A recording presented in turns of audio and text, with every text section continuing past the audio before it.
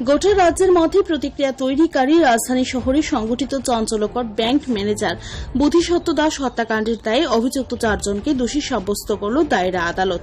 সংশ্লিষ্ট রায় সম্পর্কে সরকারি পক্ষের আইনজীবী দাবি করছেন, চাঞ্চল্যকর ব্যাংক ম্যানেজার হত্যাকাণ্ডে অভিযুক্ত সুমিত চৌধুরী, সুমিত বণিক, সুকান্ত বিশ্বাস এবং সোয়েব মিয়া দোষী সাব্যস্ত হয়েছে।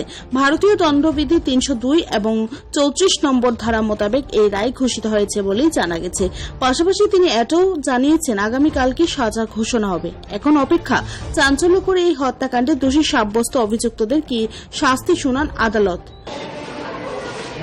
ব্যাংক ম্যানেজার বুদ্ধিসত্ত্ব দাস হত্যাকাণ্ড মামলায় আজকে আগরতলার সেশনস কোর্ট মানে দায়রা আদালত জাজমেন্ট ঘোষণা করেছেন।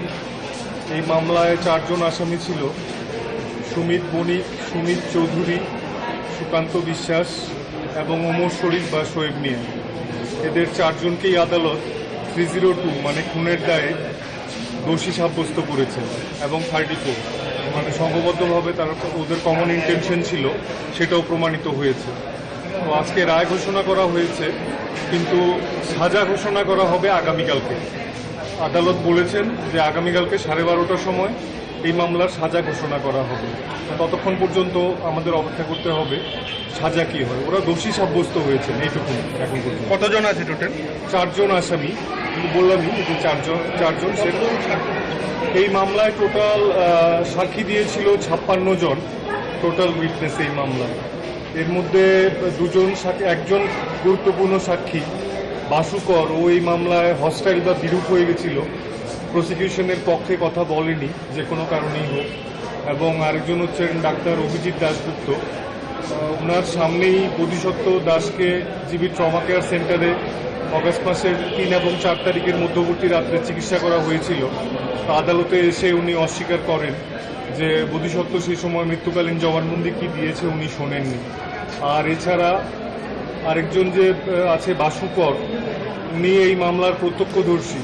কিভাবে বুদ্ধিসত্ত্বকে মারা হয়েছিল, প্রথমে হাত দিয়ে, বুট জুতো দিয়ে বা বিয়ারের বোতল দিয়ে বা চাকু দিয়ে, সেগুলো সমস্তই উনি নিজে প্রত্যক্ষ করেছেন, কিন্তু উনি আদালতে এসে বলেছেন উনি কিছু দেখেননি। তো এই 2 জনের এগেনস্টে আমরা সরকার পক্ষ থেকে আমাদের কোর্টের কাছে মিথ্যা সাক্ষ্য দেওয়ার জন্য একটা প্রসিডিং হয়, সেটা করার জন্য কোর্টের কাছে প্রেয়ার দেওয়া আছে। এখন এই মামলার সাজা ঘোষণা করার পর খুব সম্ভব আদালত সেই জিনিসটা বিচার করবেন। কোন কোন ধারা মামলা নেওয়া হয়েছিল? এই মামলায় চার্জ হচ্ছে 302 মানে খুনের দায় এবং 34 মানে কমন ইন্টেনশন। ঘটনাটা কবে ঘটেছিল? ঘটনাটা হয়েছিল 3 এবং 4 অগস্ট 2019-এর মধ্যবর্তী রাত্রি। এটা হয়েছিল আগরতলার জ্যাকসন গেট এলাকাতে।